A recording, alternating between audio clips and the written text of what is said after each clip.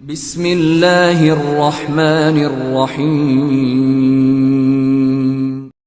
خیر کثیر فخر الدین رازی کہتے ہیں کوثر ہے۔ تو قرآن میں دو کثرتوں کا تذکرہ آیا، دو کثرتیں، ایک ہے کوثر، دوسرے ہے تکاثر۔ تھوڑی سی توجہ، بسم اللہ الرحمن الرحیم۔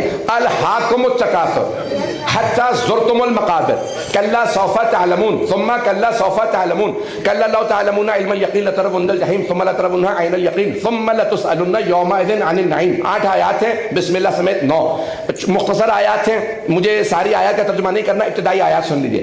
الہاکم التکاثر، تمہیں کثرت نے ہلاک کر دیا۔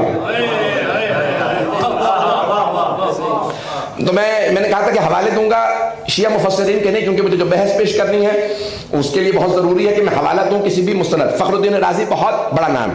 اب یہاں پہ حوالہ دے رہا ہوں مولانا ابو العلا مودودی، تفہیم القرآن سے، ان کی 8ویں جلد کے اندر انہوں نے لکھا ہے، جو جماعت اسلامی کے بانی ہیں۔ وہ کہتے ہیں کہ تکاثر میں یہ جو ہلاکت کا سبب اللہ نے لحظ سے ہے، الہاکم، بڑی لمبی بحث ہے، مجھے خلاصہ پیش کرنا ہے میرے موضوع سے متعلق صرف کوثر اور تکاثر۔ اگر ہے اب تک مجمع میرے ساتھ، تو وہ کہتے ہیں تکاثر کیا ہے؟ تو وہ کہتے ہیں کہ تکاثر یعنی جو چیزیں ہلاک کر دیں، انسان کو لغو میں لے جائیں، لحظ میں لے جائیں اور ہلاکت کا سبب بنے۔ ایک مرتبہ انسان اپنے ہی سے مقابلہ کرتا، یہ مولانا مودودی فرما رہے ہیں، اپنے سے مقابلہ کرتا ہے، میرے پاس جو ہے کم ہے زیادہ ہو۔ ایک مرتبہ دوسروں سے مقابلہ کرتا ہے، میرے پاس کم ہو زیادہ مجھے پرواہ نہیں، دوسروں سے زیادہ ہو۔ تو دوسروں سے مقابلے کے اندر کا یہ جو ہلاکت کا سبب بنتی ہے۔ اور تیسرے پھر وہ کہتے ہیں کہ ایک انسان مقابلہ زیادتی اور کثرت کا نہیں کرتا، بلکہ تانا دینے کا اور جتلانے کا مقابلہ کرتا ہے، میں جتلا سکوں کہ میرے پاس کیا ہے۔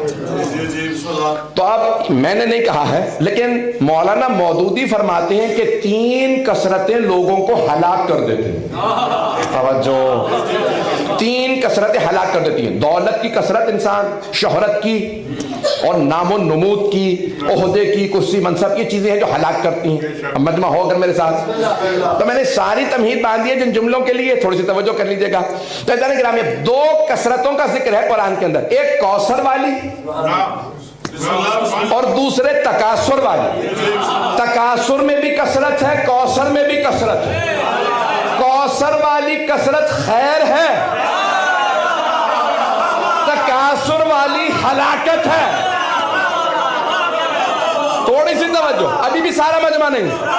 تو اب دولت 2 طرح کی ہوگی، تکاثر والی، کوثر والی۔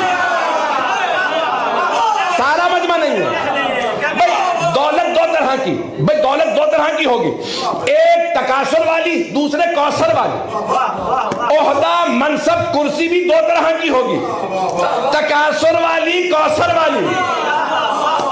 نام بھی 2 طرح کا ہوگا، تکاثر والا، کوثر والا۔ جو اب تک نہیں پہنچے ذرا ساتھ چلیے، مکے لے چلو۔ مکے میں پیسے والوں کی کمی نہیں تھی، پیسے والے بہت تھے مکے میں۔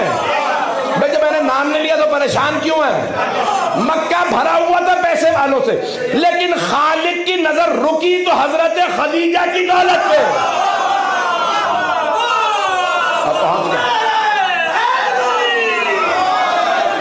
مجھے نہیں معلوم سارا مجمع ہے یہ نہیں، اللہ کی نظر رکی تو جناب خدیجہ کی دولت پہ۔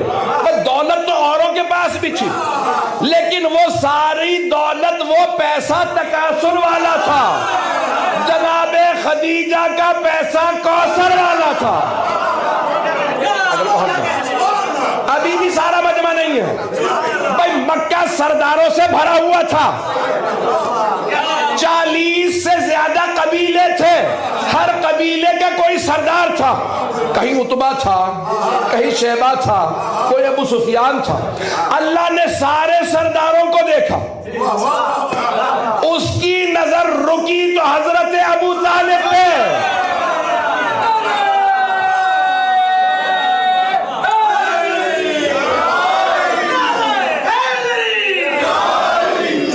توجہ فرمائی جا رہی ہے، مکے میں سردار بہت تھے، لیکن اللہ نے کہا اے خدیجہ دولت اگر کام آئے گی میرے حبیب کے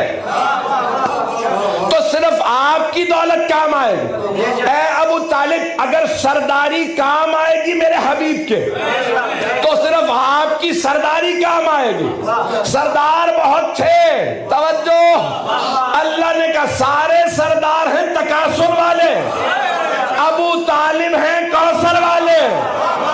तकासुर जहन्नम में ले जाता, कौसर जन्नत में।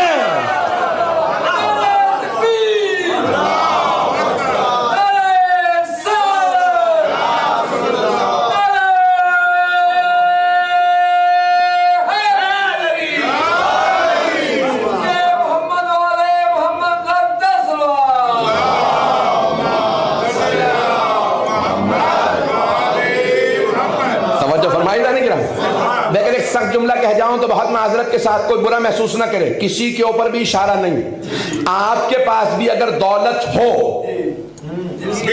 ओहदा हो, मनसब हो, कोई वजारत मिल जाए, कोई बड़ा ओहदा मिल जाए, किसी को दौलत मिल जाए, किसी को नाम मिल जाए, तो फिर देख लीजिए ये तकासुर वाला है या कौसर वाला। अगर अहले बैत से दूर कर दे तो तकासुर है,